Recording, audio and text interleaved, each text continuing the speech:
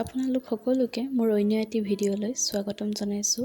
আজি গৰমটো খুব বেছি আৰু ময়ো ওলাই আহিলোঁ কলেজলৈ। এয়া দিলৈত আহি প্ৰায় আধা ঘণ্টামান এনেদৰে গাড়ীৰ বাবে অপেক্ষা কৰিলোঁ। অপেক্ষাৰ অন্তত গাড়ী পালোঁ আৰু ময়ো কলেজলৈ বুলি ৰাওনা হ'লোঁ। কলেজ পাই দেখিলোঁ প্ৰায় ক্লাছসমূহ ষ্টাৰ্ট হ'বলৈ ধৰিছে। আজি ক্লাছত আমাক বিলাহীৰ চচ বনাবলৈ শিকাইছিল।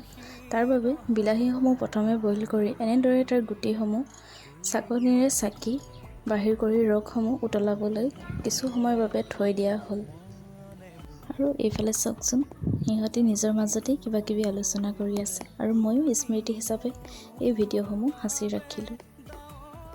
তাৰ পাছতে এইফালে আমাৰ বিলাহীখিনি সিজি ৰেডি হৈ আছিলে আৰু ইয়াত আদা নহৰুসমূহ এনেদৰে কাপোৰ এখনত বান্ধি চচখিনিৰ মাজত থৈ দিয়া হ'ল যাতে তাৰ ফ্লেভাৰটো আহে।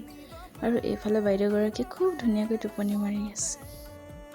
ৰাতি প্ৰায় 7 বাজিছিল আৰু আমাৰ ঘৰলৈ মোৰ মামা এজন আহিছিল আৰু তেওঁ ক'লে যে আজি কুকুৰা মাংস খাম।